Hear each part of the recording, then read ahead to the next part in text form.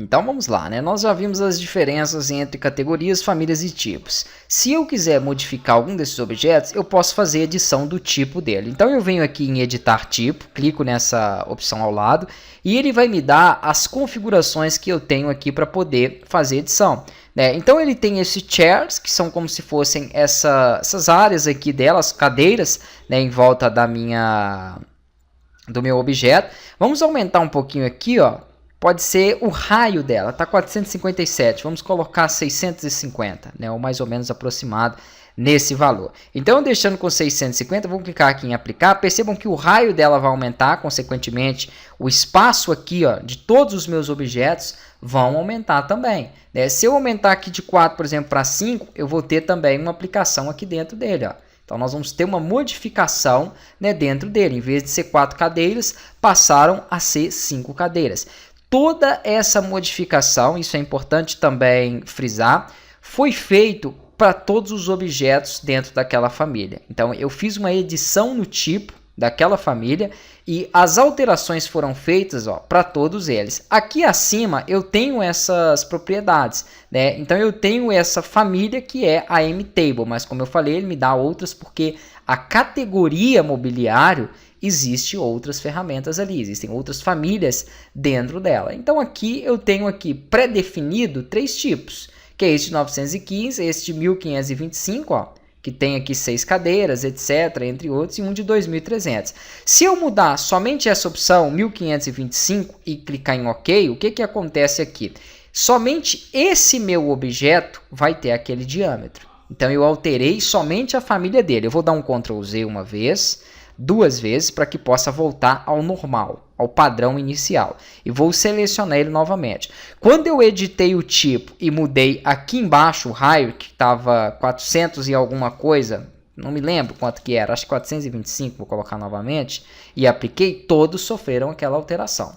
Mas quando eu alterar o tipo dele aqui, ó, vou colocar o maior de todos, que é esse 2134, dentre os que eu tenho, e dar OK, não significa que eu estou mudando o tipo de todos os objetos, somente daquele que estava selecionado. Se eu der um Ctrl Tab e alterar de vista, eu vou ver que essas cadeiras aqui, ó, deixa eu fechar essa vista porque não é essa que eu quero, ele estava com 3 abertas, é justamente, não, essa também não, vou fechar aqui, ó.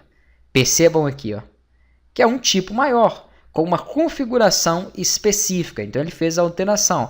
E se eu não quiser mudar o tipo, se eu quiser mudar a própria família daquele objeto ali, ok, vamos dar um Ctrl Tab, pronto, vamos selecionar esse objeto e vamos trocar por outro. Eu estou trabalhando aqui, ó, vamos selecionar aqui do lado nessa seta, com esse mobiliário.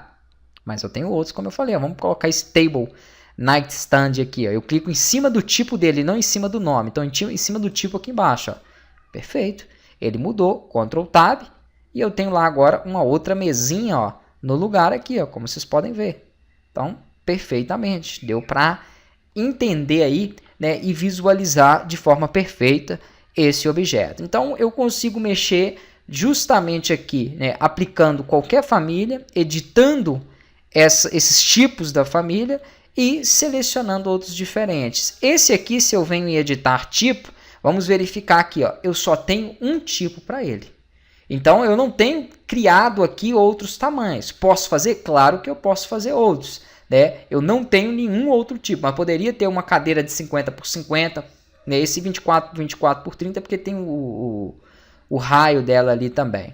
Então depois nós vamos entender mais sobre essa criação de famílias. Não é foco aqui por enquanto não. Por enquanto o importante é vocês entenderem. Mas nem todos os objetos que eu tenho aqui vão possuir configurações. Isso na hora que você passar aqui vocês vão ver. Ó.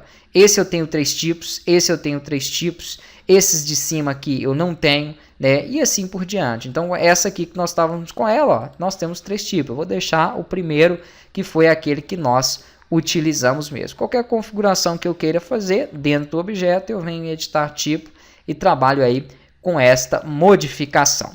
Vamos fazer o seguinte, agora além desses 3 que eu falei, né, que são as categorias, os tipos e as famílias, nós temos uma outra coisa aqui dentro do Revit que auxilia muito, que é a parametrização. Na próxima aula vocês vão entender o que é essa parametrização, né, e como que funciona ela dentro do Revit.